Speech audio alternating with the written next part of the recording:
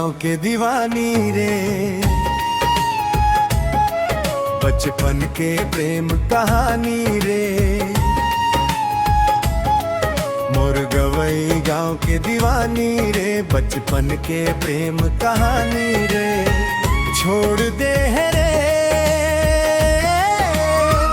किरीत लगा के मुहला मोड़ दे है रे।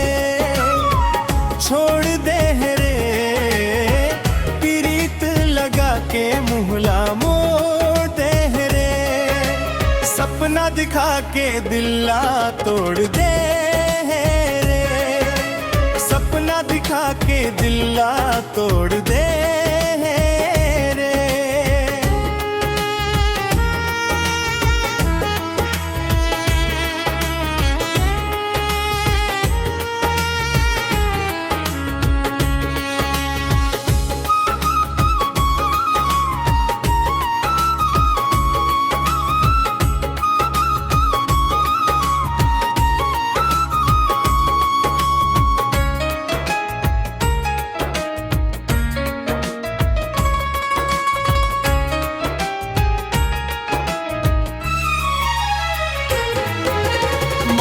के बंधना बांध के जो ही दगा मार डारे।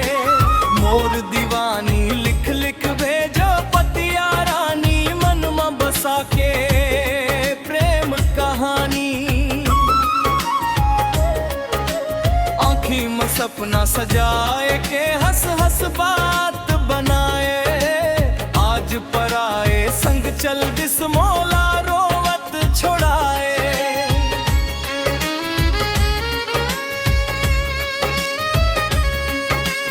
गवई गांव के दीवानी रे, बचपन के प्रेम कहानी रे। मोर गवई गांव के दीवानी रे, बचपन के प्रेम कहानी रे। छोड़ दे है रे छोड़ पीरीत लगा के मुहला मोड़ दे है रे। सपना दिखा के दिल्ला तोड़ दे है रे।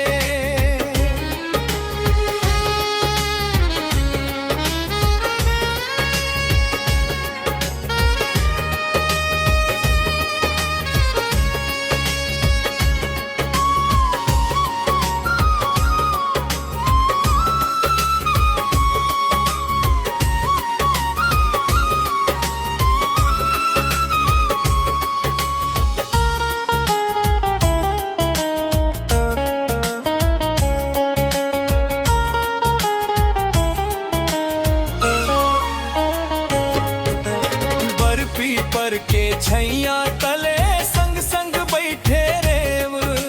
नदी किनारे हाथ धर के जिए मरे काहेव।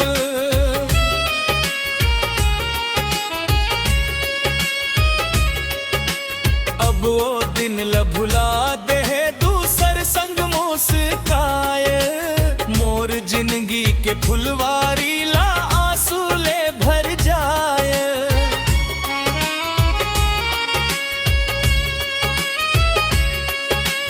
गवई गांव के दीवानी रे, बचपन के प्रेम कहानी रे। मोर गवई गांव के दीवानी रे, बचपन के प्रेम कहानी रे। छोड़ दे है रे पीरीत लगा के मुहला मोड़ दे है रे। सपना दिखा के दिल्ला तोड़ दे रे।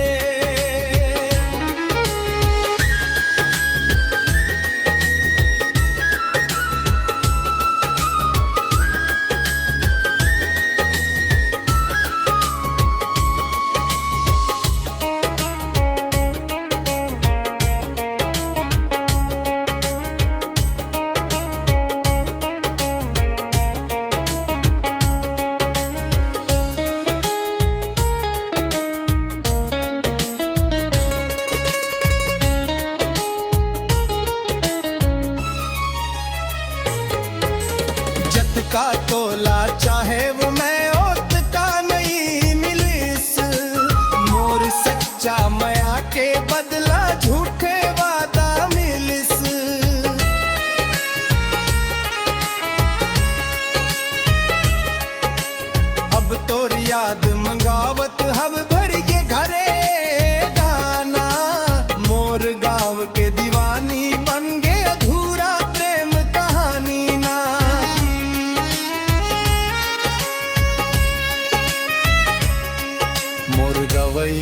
गांव के दीवानी रे, बचपन के प्रेम कहानी रे। मोर गवई गांव के दीवानी रे, बचपन के प्रेम कहानी रे। मोर गवई गांव के दीवानी रे, बचपन के प्रेम कहानी रे। छोड़ दे रे